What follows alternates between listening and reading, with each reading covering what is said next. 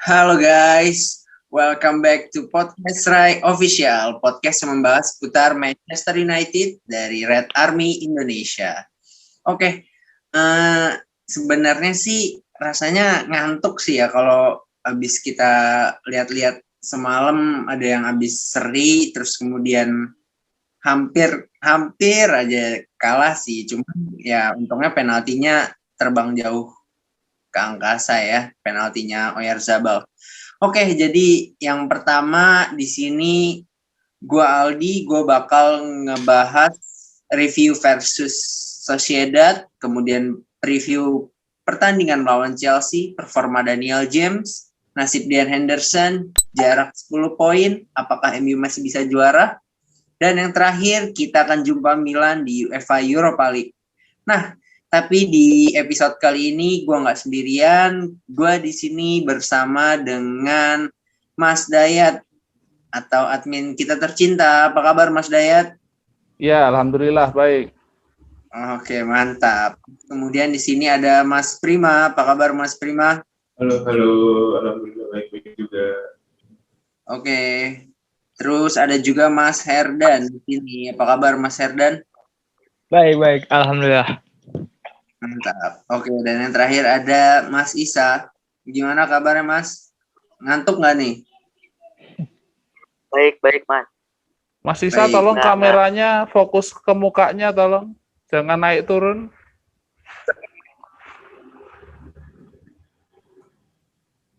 Oke, langsung aja kita bahas ke review versus Sociedad kemarin. Yang pertama kita dapat hukuman penalti karena Daniel James nabrak salah satu pemain Real Sociedad dan ada salah satu peluang gol yang sempat disahkan tapi akhirnya dianulir yaitu golnya Tuan ZB. Nah, yang pertama, ngantuk banget nih. Jadi langsung aja kita bahas reviewnya. Kalau ngeliat dari laga kemarin, menurut Mas Dayat performa dari MU sendiri yang bisa kita lihat ya ngantuk ya karena udah mainnya jam 3 pagi, terus mainnya agak boring ya beberapa kali ya. Tapi ya nggak terlalu berarti banget.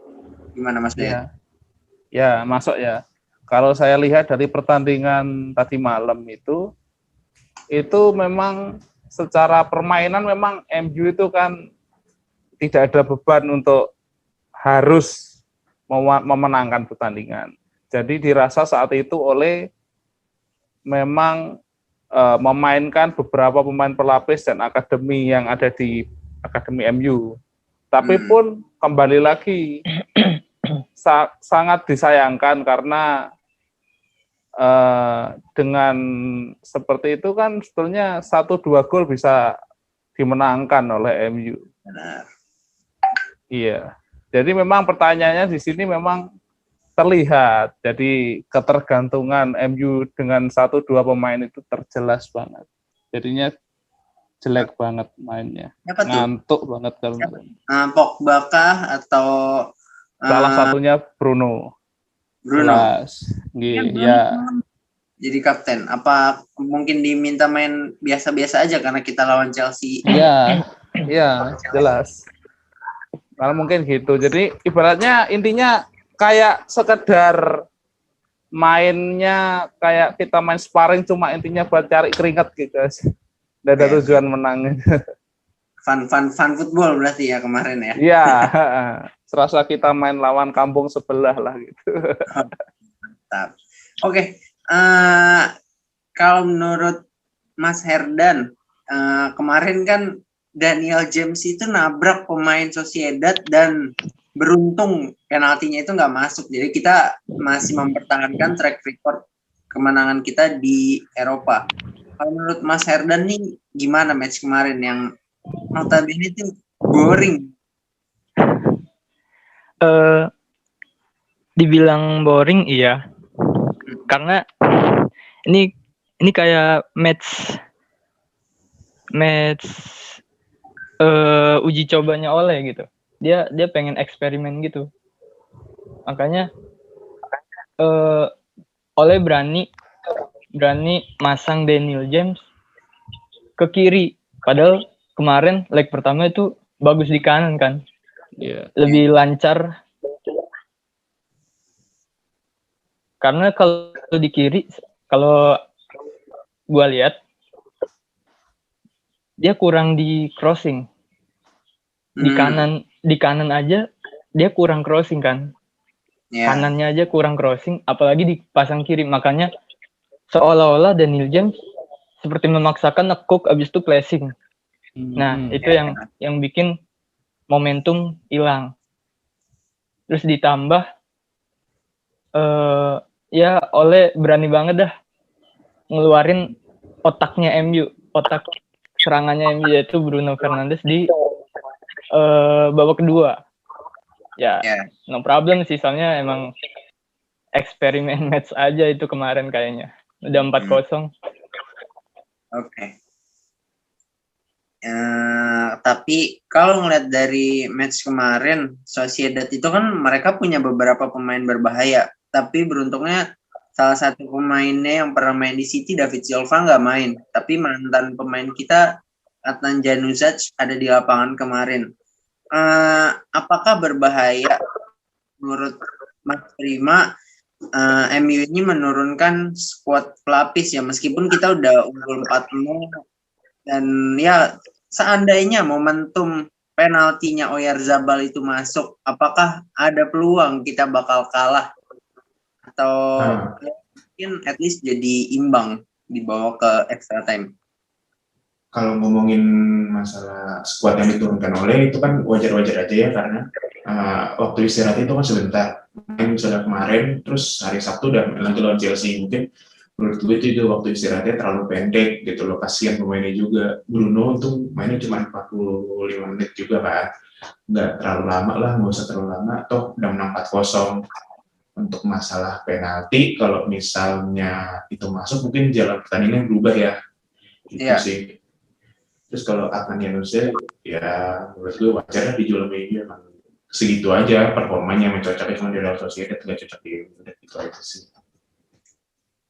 Oke. Nah, kita tilas balik sedikit di match kemarin, meskipun Bruno Fernandes ditarik keluar, justru terjadi momen unik. Victor Lindelof itu dia bisa terbang ke sundulannya waktu pas lawan MU 2013. Tapi sayangnya dengkulnya nabrak kepalanya pemain Real Sociedad. Tapi di sini Tuan JB boleh disahkan oleh wasit karena sempat disahkan kan, terus kemudian VAR melakukan cek ulang. Nah, gimana menurut Mas Isa tanggapannya yang kalau kata Paul Scholes dia nggak setuju dengan salah satu pundit di Sky yang mengatakan bahwa golnya itu harus dianulir karena pelanggaran. Gimana Mas Isa? Halo Mas Isa. Putus kayaknya. Putus nggak? Halo Mas Isa. Mas Isa. Videonya. Agak terang. Ya, suaranya kedengeran, ulang-ulang. Oke. Kalau kita lihat kembali kemarin pada lawan setelah Bruno ditarik keluar, terjadi momen menarik, yaitu Victor Lindelof berhasil melakukan, ya dia menang duel udara tapi nggak duel bolanya. Dengkulnya malah kena kepala salah satu pemain defense Real Sociedad dan Axel Tuanzebe berhasil cetak gol melalui sundulan kepalanya. Sempat disahkan, tapi kemudian VAR menilai ulang ternyata itu nggak gol, pelanggaran. Nah, Paul Scholes kasih tanggapan bahwa harusnya gol tersebut disahkan. Tapi beberapa pundit lainnya di Sky Sport menyatakan itu nggak seharusnya gol karena pelanggaran. Gimana tanggapan Mas Isa gol yang dinulis? Saya pelanggaran karena itu kan Lindelof itu mau nyundul terus kena kepalanya Vedat. Nah, sebelum gol itu terjadi, pelanggaran udah terjadi terlebih dahulu. Oke.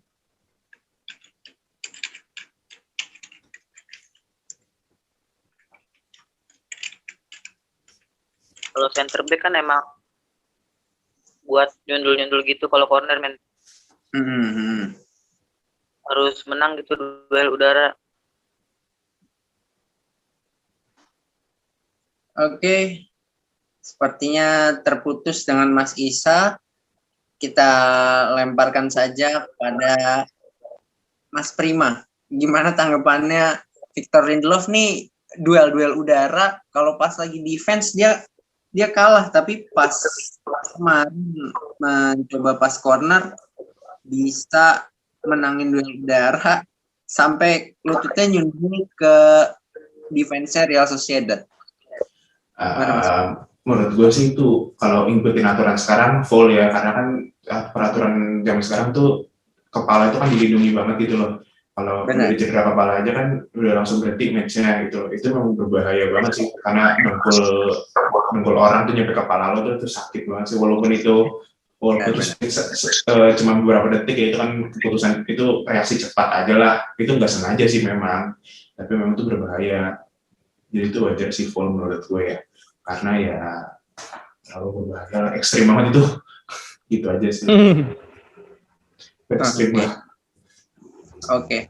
Nah, kalau ngelihat dari performa defender kita kemarin, kita lihat kapten kita semua Harry Maguire nonton dari bangku cadangan ya, pakai kupluk warna hitam, dan yang di starter adalah Eric Bailly. Ini pertama kali oleh cadangin Harry Maguire, dan Eric Bailly yang starter sama Lindelof setelah Harry Maguire ya. Menurut Mas Dayat gimana nih? Eric Bailly setiap dia main dia selalu kasih positive vibes, dan yang kemarin juga pas Fred kalau nggak salah pura-pura dengerin wasit mau dikasih kartu kuning, akhirnya Bailey tunjukin kedewasaannya dia sebagai profesional. Ya dia dorong Fred buat balik lagi ke wasit buat dikasih kartu kuning. Gimana? Iya, memang di sini terlihat ya gimana jam terbang dan kedewasaan Bailey, yang memang tak hanya baik dalam menjadi center back, juga menjadi salah satu tokoh ya di lapangan. Jadi ya bisa Eric Bailly pun bisa jadi salah satu nama yang mungkin jika ada pergantian kapten, dan mungkin juga sosok yang memang penting dalam lapangan dan ruang ganti. Jadi di sini Ole harus dibuka ya matanya, di mana Bailey sangat memberi perubahan ketika dia bermain. Jadi harus dipertimbangkan untuk sering-sering Bailey jadi starter, karena dia bermain juangnya sangat luar biasa. Dia tak takut fight di lapangan. Dia nggak males-malesan, juga mau lari dan sebagainya.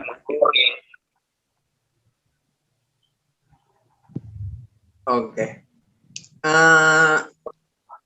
Kita bakal ketemu Chelsea di pekan ini.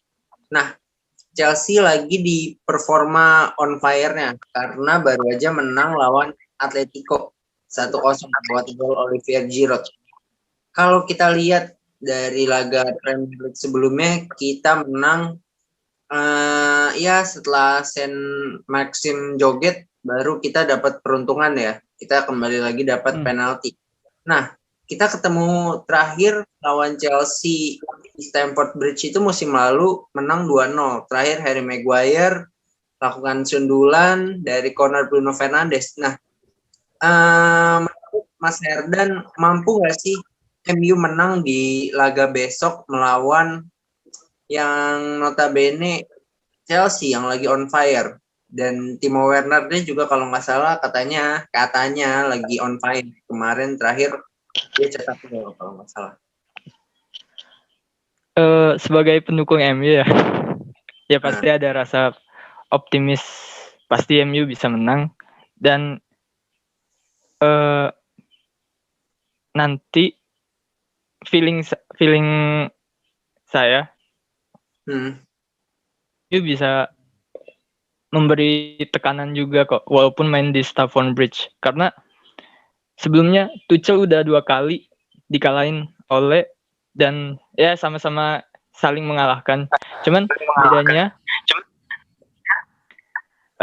Tuchel dulu dia ada pemain andalan yang benar-benar ya dibanding pemain Chelsea sekarang masih hebat yang di PSG dulu. Siapa? Mbappe, Neymar. 2 aktor itu yang emang bikin rusak taktik si Ole itu. Tapi sebenarnya taktik Ole juga bisa meredam Tuchel. Cuman gara-gara kemarin di PSG aja mereka punya Mbappe, punya Neymar yang skillful, Mbappe yang super fast banget. Nah, itu bikin kewalahan pertahanan kita yang ya suka lupa lah kalau udah offense, transisi ke defense-nya udah ambiar kalau udah kena Mbappe itu. Nah, mungkin kalau di lawan Chelsea nanti agaknya nggak terlalu mengkhawatirkan lah untuk counter-counternya Tuchel. Cuman ya gimana nanti di lapangan lah. Itu aja menurut saya. Performa Olivier Giroud dan beberapa super sub dari Chelsea beberapa kali buat MU harus akhirnya rela kehilangan poin. Nah, gimana pendapat Mas Isa tentang ya Olivier beberapa super sub MU lainnya yang bisa apa ya, bisa membuat perbedaan permainan Chelsea mungkin. Adakah chance Chelsea bakal mempersulit?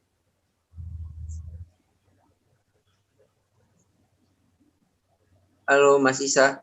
Putus ya. Masih terputus sepertinya. Oke, kalau begitu kita kasihkan kepada admin tercinta Mas Dayat. Apakah Chelsea mempersulit kita dengan ya kan kita tahu ya, kita pernah beberapa kali dikagetin dengan pemain cadangan mereka waktu itu dari super sub. Dulu pernah mungkin sebelum Giroud, aduh lupa gue, pokoknya pernah ada di 2018-2019 Ross Barkley membuat perbedaan ketika dia masuk ya dari bangku cadangan, kemudian akhirnya kita imbang di menit 90 plus 5 kalau nggak salah. Nah, gimana pendapat Mas Dayat tentang Chelsea? Apakah bisa mempersulit kita? Kalau memang mempersulit untuk menuju kemenangan jelas, tapi kurang lebih ketika nanti Chelsea sendiri bermain terbuka dan komposisi pemain MU tidak maksudnya tidak ada yang beberapa yang absen. Mungkin menurut saya yang absen ada Van de Beek, Cavani, mungkin Cavani masih bisa dipertimbangkan, Pogba 50%. Kalau seandainya mereka bisa bermain, Bruno juga dalam kondisi performa yang bagus, bisa MU menang. Kalau memang kelihat lini depannya juga, ketika nanti lini depannya juga masih dipaksakan untuk Mas Martial yang di depan, ya sangat sulit nanti untuk menyerangkan serangan-serangan. Oke. Kalau untuk prediksi formasi dari Mas Prima, kira-kira siapa yang starter? Apakah Henderson akan mencoba kembali? Ataukah di sisi back ada Bailey lagi? Atau kita kembali ke Maguire, Lindelof? Yang pasti kan Luke Shaw, Wan-Bissaka, Bruno pasti bakal main. Fred bakal main karena McTominay masih cedera kalau nggak salah. Ya. Masih cedera ya McTominay. Kalau untuk kiper sih mungkin agak 50-50 ya untuk Dean Henderson atau De Gea gitu menurut gue. Karena pas lawan Newcastle pun itu gol salah De Gea menurut gue ya. Karena yang pas golnya Newcastle itu, karena kenapa dia nggak potong bola cornernya itu. Tapi kan masalahnya ini kan match gede ya, mental itu ngaruh. Match gede itu bagi gue bukan masalah taktik, masalah mental aja, masalah cepet-cepetan, masalah siapa yang golin duluan aja, masalah reaksi. Bagi gue tetap De Gea sih, walaupun kayaknya Dean Henderson kemungkinan juga bisa gitu. Sisanya sih standar lah ya, masih bisa yang lapis. Sisanya ya kayak Rashford, Martial, kalau nggak ada Cavani pasti Martial itu udah pasti, kanan itu Greenwood. Sesuai standar sih, sama itu aja sih formasinya dia. Kalau ada Pogba. Kalau dari Mas Dayat gimana? Apakah kita akan memakai Bailey lagi, ataukah Ole akan kembali dengan duet HL andalannya, Harry Lindelof, atau bagaimana? Kelihatannya sih Ole akan nurunin Maguire duet dengan Lindelof, tapi harapan saya dicoba Maguire dan Bailey lagi. Mas Rizal starting kah, atau kira-kira bakal di depan Greenwood di posisi striker, Daniel James di kanan, atau Mas Rizal sebagai starter? Greenwood oke sih, sebenarnya starter sih menurut gue. Oke, Mas Rizal jadi Martial jadi starter. Bagaimana Mas Dayat? Martial. Kalau harapan saya jangan sih, tapi kalau lihat Ole kelihatannya pasti starter Martial. Melihat kemarin kan mainnya juga nggak buruk-buruk amat sih ya. Benar. Kemarin lagi bagus ya. Keringetan lah minimal. Oke. Menurut Mas Herdan, siapakah yang akan bermain sebagai sayap kanan MU pada besok melawan Chelsea? Akankah kita mainin Greenwood atau Daniel James?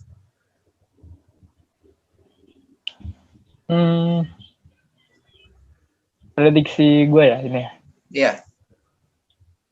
James. Soalnya dia melihat perform sekarang dia lagi ningkat. Ya gue harapannya oleh nggak salah pilih pemain lah di posisi sayap kanan itu. James udah pakem banget. Soalnya buat press enak, buat counter enak. Dia kalau udah sayap kanan, counter nih. Pasti tengah, kalau nggak Rashford, Martial, dia kan bisa flashing. Nah itu udah enak banget tuh. Iya. Oke. Prediksi skor berapa dari Mas Herdan dulu? 2-0. Siapa yang cetak gol? Bruno. Penalti. PK. Oke. Sama Rashford. Oke. Dari Mas Dayat, bagaimana prediksi skor? Apakah Chelsea cetak gol atau enggak? Kelihatannya prediksi saya 2-1. 2-1. Ya. MU kebobolan dulu yang cetak gol. Prediksi saya Rashford sama James. Terakhir James. Oke. Dari Mas Prima, prediksi skor berapa? Ini akan jadi match yang ketat ya, karena kan Chelsea yang dibilang Thomas Tuchel ini kan pasti pressing, mungkin skornya ketat mungkin sih 1-0 kalau menurut gue ya, karena match agak ketat, agak rapat, agak tight gitu. Golin siapa ya? Rashford mungkin. Rashford cetak gol. Oke. Nah, kalau dari beberapa pemain MU yang performanya lagi meningkat, kita bisa lihat Daniel James yang dia udah cetak 2 gol dari 2 pertandingan terakhir ya. 2 gol dari 3 pertandingan berarti, dan menghasilkan beberapa kali serangan-serangan counter attack ketika MU melawan tim yang bermain terbuka. Menurut Mas Dayat, pertama, bagaimana sih kalau kita lihat perkembangan dari Daniel James sendiri yang pada awal musim kemarin pas pertama kali dibeli dia sempat on fire dan jadi top skor sementara di MU. Kemudian performanya menurun, pelan-pelan menurun karena mungkin beberapa kali dia dijatuhkan ya dengan back-back Liga Inggris yang notabene body charge-nya atau charging-nya kuat seperti Van Dijk. Terus beberapa kali juga James di tackle. Bagaimana pendapat Mas Dayat tentang performa Daniel James akhir-akhir ini? Iya, masuk ya. Selain dari performa James, karena memang kondisi saat ini memang lini depan MU lagi buntu. Jadi Martial, Rashford, Greenwood tidak setajam musim lalu. Jadi serasa James itu dalam akhir-akhir ini muncul performanya karena dia lebih dapat jam terbang. Dan yang kedua, Ole memanfaatkan kapabilitas yang lagi naik dari James. Terus dan kita lihat kalau kita barometernya gol ya, kita lihat gol-golnya James kan mesti menit-menit yang memang saat klub itu memang kurang fokus kan ya, menit-menit akhir, dan dia juga memanfaatkan dari samping biasanya gitu, larinya cepat. Dia kan salah satu kelebihan dia kan larinya luar biasa. Jadi ya kedepannya Ole harus memanfaatkan keadaan ini dengan baik. Oke. Kita udah 2 kali ya ngelawan tim yang bermain dengan permainan terbuka, yang bermain offense. Mereka menyerang kita counter mereka, bam, habis. Ketika kita pakai Daniel James. Apakah kita bisa memakai Daniel James untuk melawan tim-tim yang bermain defense, seperti beberapa lawan yang pernah kita hadapin, seperti ketika kemarin kita imbang lawan West Brom, kemudian kita bermain tanpa gol kemarin kan lawan Real Sociedad, yang kita lihat beberapa pertandingan MU hanya menghasilkan hasil seri. Apakah Daniel James bisa membawa perubahan ketika kita bermain melawan tim-tim yang bermain lebih defense? Menurut Mas Herdan gimana? Agak sulit sih. Kalau emang musuh itu masang garis pertahanan benar-benar drop banget, itu agak sulit. Kalau ya kreator seperti Bruno, mungkin kalau ada Pogba, kalau mereka nggak pinter, itu James nggak bisa masuk. Daniel James nggak bisa masuk. Ya emang rapet banget kayak lawan West Brom. Kita stucknya emang pertama nggak ada yang nusuk, nggak ada yang berani nusuk. Sprint lah, bukan gocek. Terus kedua, emang udah nggak bisa. Gue lihat Bruno waktu itu ada Pogba ya. Iya. Ada Pogba juga nggak bisa ngalirin bola masuk ke kotak penalti, itu ribet banget. Ya jengkel juga liatnya. Ditambah jengkelnya lagi, pemain MU nggak ada gitu berani shot aja dah. Mau itu mablang, mau gimana, pokoknya berani shoot. Itu cara bikin geter pertahanan kayak gitu. Karena bisa deflect bola di pertahanan yang ketat, itu nguntungin banget. Itu yang kurang kemarin, cuman mondar-mandir, kanan kiri belakang. Sampai Maguire aja maksa jadi striker kan. Oke. Hampir aja ya menit-menit akhir tuh. Ya udah. Oke. Kena tiang. Salah satu pemain kita yang nasibnya masih lontar adalah Ian Henderson. Bermain di bawah bayang-bayang David De Gea yang akhir-akhir ini tunjukin performa bagusnya ya, terutama pas kemarin kita ditahan imbang kalau nggak salah lawan sebelum kita menang 3-1 lawan apa ya? Lawan Fulham atau lawan West Brom ya? Kita away. West Brom. Oh itu West Brom di Hawthorne. Oh ya. Pas kita kemarin terakhir away sebelum lawan Newcastle kemarin, De Gea tunjukkan performa terbaiknya ya, melakukan beberapa kali save. Tapi kalau kita tilas balik, ketika pas lawan Everton, itu performanya jelek banget. Dari 3 shot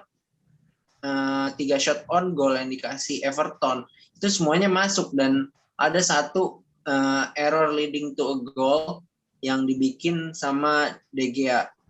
Nah, menurut Mas Prima, apakah better kita langsung jual aja De Gea musim depan atau tetap kita pertahanin? Atau mungkin mulai dari sekarang kita mulai naikin Dean Henderson yang rumor-rumor udah mulai nggak betah karena dia bermain di bawah David De Gea, tapi dia juga pengen untuk naik ke timnas Inggris. Nah, kalau ngomongin transfer ya untuk musim depan itu De Gea sih harusnya menurutku dijual. Karena apa? Karena kan beban gaji itu tinggi banget, sekitar 300.000 per pekan ya. Kalau salah maaf. Itu kan beban gaji banget untuk seorang kiper yang terlalu banyak lah kesalahannya gitu loh. Kelebihan dia memang bisa di letak serangan, megang bola, nggak terlalu panik lah gitu. Dan udah tua ya, udah 30, udah beberapa tahun kita pakai dia. Kalau selama masih bisa dijual, masih bisa menguntungin ya, why not lah. Cari kiper lagi banyak, atau mungkin pakai Dean Henderson juga bisa gitu sih. Tahan aja sampai akhir musim bagi gue, dia main dulu biar bisa dijual, itu biar ada value-nya. Oke. Kalau Mas Dayat pilih Henderson atau David De Gea? Karena Henderson juga pernah beberapa kali melakukan mistake ya. Ketika kalau nggak salah pas lawan Başakşehir pas kita kalah. Ya itu salah. Itu Henderson sempat jadi momok bahan dijadikan media untuk ya dikritik lah. As you know, kita pemain MU melakukan kesalahan, media nyorot. Apakah sudah waktunya Dean untuk naik? Ataukah masih kita butuh David De Gea, Mas Dayat? Oke. Jadi untuk permasalahan ini kita itu memang harus milih salah satu ya. Nggak bisa memilih dua-duanya.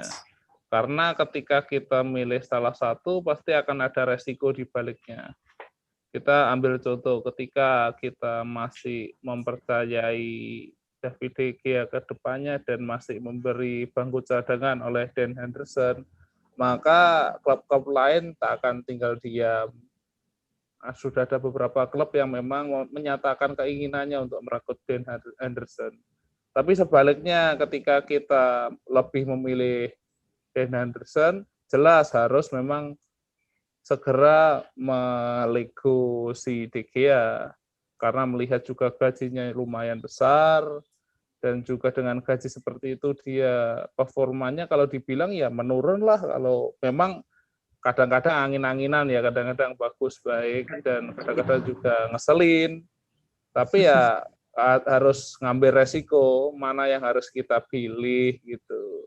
Tapi kalau Den ya karena kiper masih muda ya kadang-kadang masih agak error dikit, jadinya ya saran untuk kan intinya lebih lama untuk Dean Henderson ditaruh bangku cadangan itu kan dengan alasan dia belum siap dan sebagainya, tapi dia nggak mau, ngapain dia kiper bagus disuruh bangku cadangan terus, mending pindah ke klub lain kan, secara realistis gitu kan. Jadi kita harus milih salah satu. Tapi kalau untuk akhir-akhir ini saya lebih memilih Dean Henderson sih. Kita harus coba. Seperti halnya dulu ketika kita peralihan dari Van der Sar ke De Gea kan juga awal-awalnya juga kurang lebih seperti ini. Dan kelebihan Dean ya itu beda cerita ya. Memang Van der Sar itu plek pensiun dan Kita nggak ada Iya. kiper. Ini Tapi kan DG kan awal musim itu kan nggak terlalu bagus juga menurut gue yang pas perpindahan itu ya. Satu musim itu kan agak buruk banget lah. Dan kelebihan Dean itu dia cepet ngalirin bola, ketika dapet langsung dia nyari temen yang enak buat counter, dia supply. Kalau DG ya udah tangkep, nunggu dulu. Buat Mikir apa dulu, coba? Iya, mikir dulu. mikir Suruh dulu. mundur, suruh ngedrop dulu si Maguire, suruh deketin Oke. dulu. Buat apa? Ada momentum. Oke.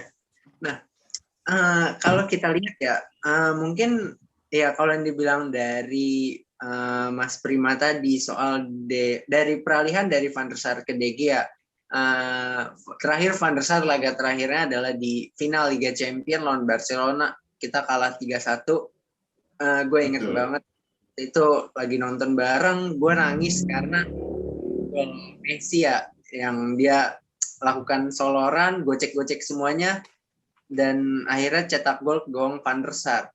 Terus gue mikir, apakah masih bisa ada kiper yang bisa gantiin Van der Sar musim depan? Seorang Van der Sar aja yang legend timnas Belanda kejebolan. Terus tiba-tiba di akhir musim gue dengar kabar MU beli David De Gea, seorang pemain ya umurnya masih muda ya, waktu itu kalau nggak salah masih 19 apa 20 tahun. Sekitar Itu 20 deh kalau nggak 20 deh kalau nggak salah. 20 tahunan ya. Iya. Ya, waktu itu didatengin dari Atletico Madrid. Kondisinya ya agak sedikit miris sih setelah golnya Eden Dzeko ya, dua kali shotnya City Ya. masuk. Dan setelah itu kita tahu pas abis performa De Gea jelek, kita tahu bahwa dia itu punya penyakit glukoma. Rabun jauh deh. Rabun ya? Oh ya, rabun ya. Itu Itu sampai operasi lasik dan akhirnya sembuh. Nah, Dean Henderson sama David De Gea ini nggak bisa kita bilang peralihan ya. Karena kita lihat De Gea ini masih aktif beberapa kali menyelamatkan kita. Bagaimana cara kita bikin De Gea ini mau di bangku cadangkan? Ataukah kita lepas karena ini ya De Gea masih ada price list-nya lah. Karena kita terakhir kali De Gea itu ditawar, itu sama Madrid. Kalau nggak salah, kita semua itu berharap De Gea menolak. Tapi begitu setelah gol ke gawang De Gea, semua berubah. De Gea jadi menurun dan kita berharap De Gea dijual. Gimana tanggapan Mas Herdan soal ya, akhir-akhir ini? Ya, mungkin tekanan batin. Banyak netizen hujat pertama, kedua mulai ya ada saingan mungkin ya. Akhirnya dia merasa pengen nunjukin tapi selalu nggak bisa gitu. Itu mungkin tekanan ketika di pertandingan. Terus kedua emang rabun jauh, mungkin itu salah satu faktor kenapa dia nggak bisa cepet-cepet ngalirin bola ke depan. Oke. Walaupun dia udah pakai soft plan ya? Soft plan. Apa sih bahasanya? Soft plan ya? Enggak, dia tuh setahu gue di lasik deh. Dia kan terakhir operasi deh setahu gue ya. Setelah operasi dia udah normal sih harusnya waktu itu. Iya, makanya kan sudah mulai naik lagi dan jadi menjuara Liga Inggris. Iya. Dan ya menurut gue harusnya manajemen, kalau gue manajemen, Dean harus dipromosiin sih. Maksudnya ya coba kita tuker De Gea ke UL ya, ke cadangan bisa. Nah, Dean ke Liga Inggris biar nggak ngambek. Ya ini masih muda mungkin ya. Oke. Efek masih muda, semangat tinggi, apalagi tim kebanggaan dia yang dia bela gitu. Benar-benar. Oke. Nah, melihat dari semangat berapi-api dari tim kita ya biarpun kita beberapa kali ujungnya hanya berhasil mendapat hasil imbang setelah ya dari wasit, terus kemudian juga dari pemain kita yang kayak begitu, terus gol dianulir yang memang harusnya gol, terus kemudian ya beberapa faktor-faktor kecil lainnya mempengaruhi laga. Kita beda 10 poin dari yang awalnya berada di puncak klasemen.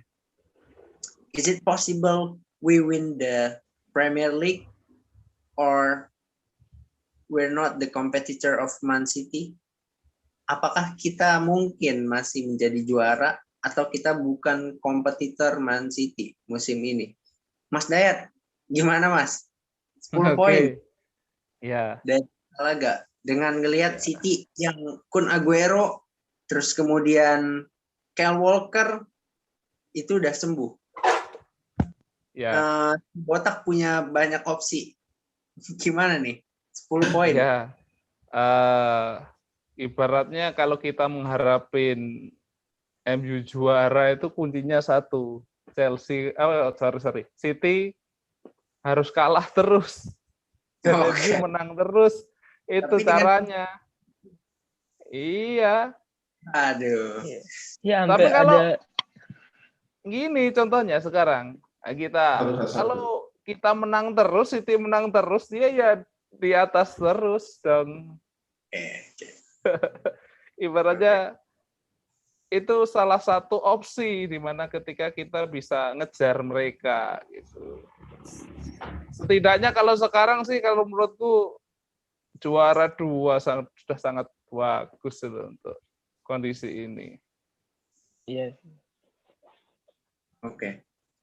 Nah, kita kan pernah beberapa kali dirugikan oleh yang namanya wasit dan juga VAR ya, yang mungkin dulu ya bisa dibilang teman kita juga ya VAR dulu. Tapi bisa kita bilang ya memang VAR nggak menguntungkan siapa-siapa sih, karena memang waktu dulu itu benar-benar pure itu murni foul ya ketika MU dapat penalti melalui VAR. Nah, tapi sekarang VAR ini beberapa kali menganulir gol kita, terutama waktu itu gol Harry Maguire, terus kemudian kita bisa dapat penalti, ujung-ujungnya nggak jadi dapat penalti, kemudian harusnya foul itu menjadi gol. Ya, apakah ini mempengaruhi 10 poin kita pada saat ya ini kan momen-momen kritis ya? Apakah faktor-faktor itu mempengaruhi kita yang awalnya berada di puncak jadi beda 10 poin? Gimana pendapatnya Mas Prima? Kalau menurut gue, kalau ngomongin VAR ya, bedanya VAR tahun lalu dan tahun ini adalah kan ada layar di pinggir kan. Kalau dulu kan cuma wasit VAR-nya aja yang ngecek,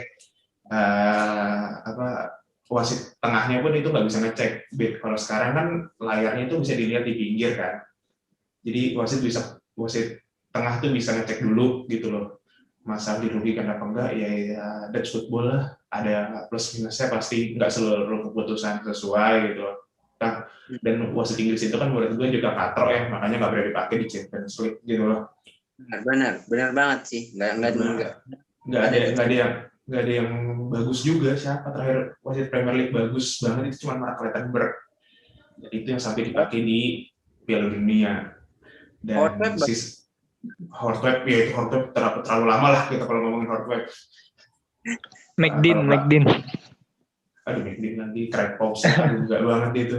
Ada full nggak full, ada pemainnya terlalu kasar nggak dikasih kartu, terlalu aneh lah wasit Inggris ini nih, pendidikannya kurang atau apalah, gue juga kurang ngerti. Harus dilatih sama ini Colina, wasit botak yang udah pensiun.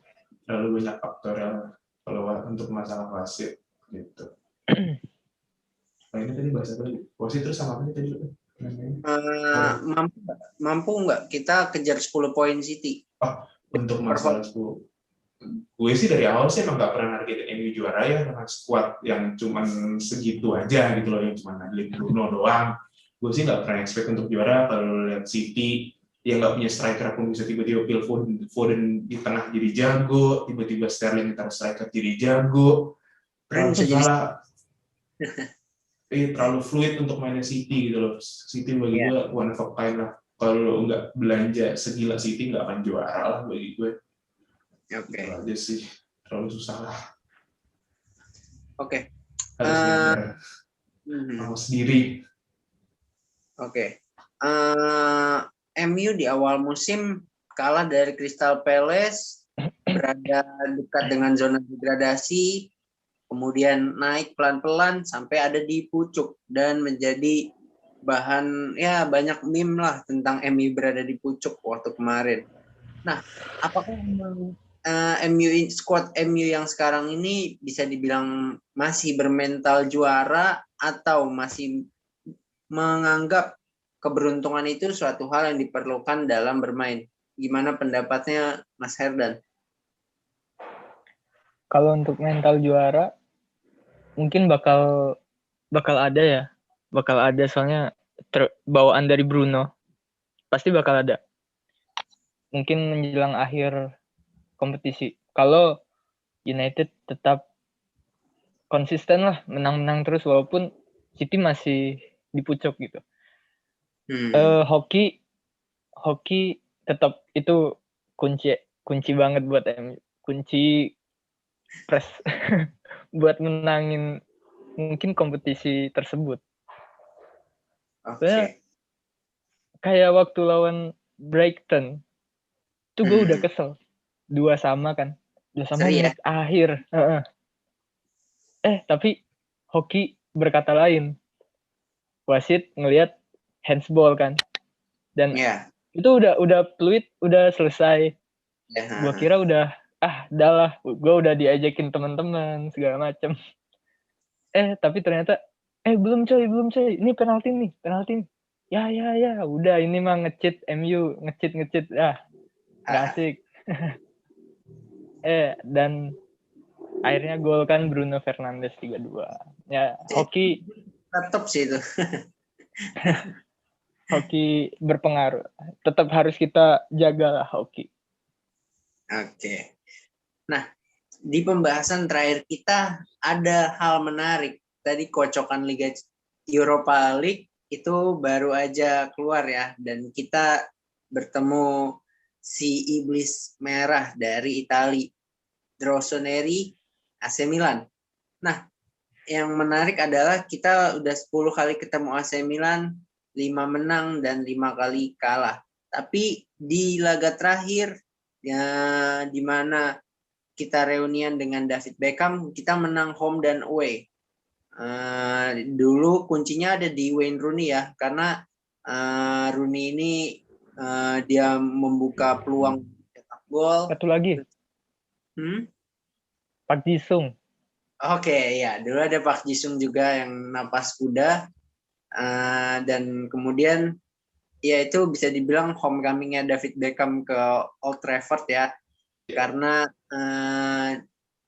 ya itu laga AC Milan lawan MU memang cukup panas ya awal-awal habis Ronaldinho cetak gol, terus kemudian di comeback. Nah, gue mau tanya nih pendapat kalian, mungkin dari Mas Prima dulu, gimana pendapatnya ketemu AC Milan di Europa League? Mampu nggak kita menang nih? Kalau gue ngeliat AC Milan secara tim ya, ini kan tim cuman ngandelin satu orang, cuma ngandelin Zlatan, bukan ngandelin dalam arti performa, enggak, dalam permainnya juga enggak gitu. Ini kan kayak lo punya abang-abangan satu yang ditakutin satu dunia gitu, yang Lukaku yang badannya segede gitu aja diajakin berantem sama Zlatan gitu loh. Itu kan cuma meningkatkan kepercayaan diri mereka aja. Kalau secara permainan sih menurut gue juga enggak, tapi kan faktor mentalnya itu yang nggak bisa diubah, dan kita juga nggak bisa tahu jalannya pertandingan gimana-nya. Faktornya tetap di Zlatan. Kalau kemungkinan menang mungkin, nah tapi faktor Zlatannya ini yang agak ngeri menurut gue, karena dia bisa ngangkat satu tim itu luar biasa gitu, kayak bapak ngangkat anak-anaknya supaya nggak takut. Luar biasa banget. kan Bailey nggak takut buat nendang pantatnya Zlatan waktu itu. No. Iya benar. Barusan aja dia komen fuck off ya. Kalau nggak Iya, salah. iya. Dia bercanda waktu itu di ruang ganti dia tendang pantatnya Zlatan. Gak ada yang berani nendang Zlatan kayak begitu dimanapun Zlatan berada. Cuman Eric Bailly yang berani isengin Zlatan. Itu kan dua orang Emang gila parah aja itu. Nggak ada obat. Iya. Itu dua orang sama-sama gila aja, nggak satu tim yang gitu lah, jadi ya nggak ada. Oke. Jadi mampu ya kita menang nih. Mampu menurut gue. Oke. Jelas. Tadi udah dibahas sama Mas Prima, ada Zlatan di AC Milan. Dan jangan lupakan ada Diogo Dalot, pemain pinjaman kita. Jadi itu Gua nggak main tahu nggak sih? di Harusnya klausul. enggak ya? Kenapa? Harusnya enggak ya? Nggak tahu sih aturannya gimana tuh. Gue nggak tahu ya di klausul kontraknya bagaimana. Apakah sama seperti Coutinho waktu musim kemarin atau dia nggak bisa? Itu kita masih mempertanyakan ya. Tapi yang jelas sih di Zlatan kuncinya ya. Dan Iya. Milan hampir sama kayak kita, pernah berada di pucuk. Sekarang lagi turun, diambil sama rival sekotanya juga, Inter Milan. Ya. Apakah AC Milan merupakan momok yang perlu kita takuti? Karena kan kita selama ini di Europa League kita belum ketemu lawan yang tim besar ya. Terakhir Ya. Sevilla semifinal musim lalu. Gimana pendapat dari Mas Herdan dulu? Bagaimana AC Milan nih? Apakah kita akan kesulitan lawan AC Milan? Sulit kayaknya bakal ada. Kalau menang pasti. Cuman kesulitan ada. Terakhir kita ketemu ada di International Champions Cup ya, Iya. di Amerika. Di Tapi Amerika atau di mana? Di Amerika, tapi kan itu nggak bisa dihitung Jangan sebagai itulah. Iya. Iya. Cuman cuman di tur-tur kalau aja kan. dilihat ya walaupun tur, cuman tetap aja itu sebuah pertandingan patut dicermati ya. Iya. Mereka ya kita kesulitan kemarin ada dari yang pemain Turki Iya, ya. Calhanoglu. Nah, itu dia bisa ngerepotin barisan pertahanan MU waktu itu. Walaupun belum ada Bruno. Tapi nggak tahu sekarang ada Bruno atau gimananya. Cuman patut diwaspadai juga selain Zlatan si pemain Turki itu. Soalnya flashingnya juga bahaya banget. Apalagi kalau MU masang DG ya. Kena flashing. Kayaknya cuman nonton loh. Nonton doang. Anjing kebobolan nih gue. Ya udah gitu doang ya. Iya. Oke. Nah, sama tim yang tersakiti ya, berada di puncak klasemen, turun tahta, direbut dengan tim rival sekota, Inter Milan dan juga Manchester City.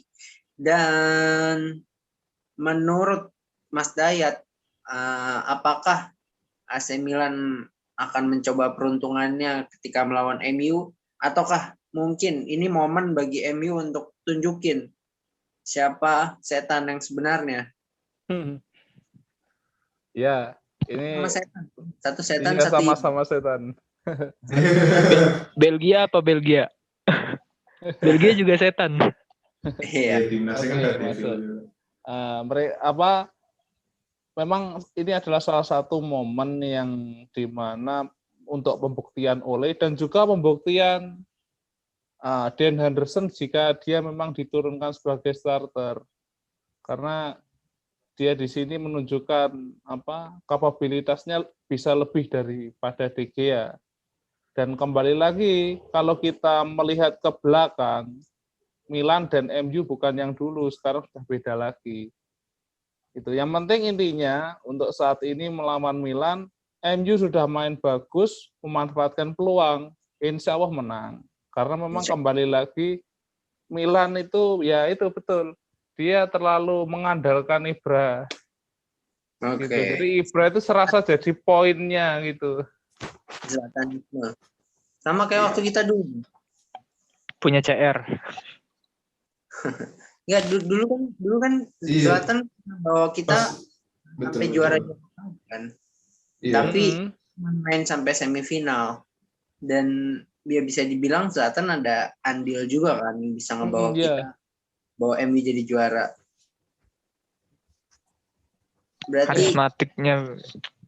apakah Zlatan mampu ya bikin pertahanan MU sulit ataukah ya MU menang gitu aja Mas Dayat?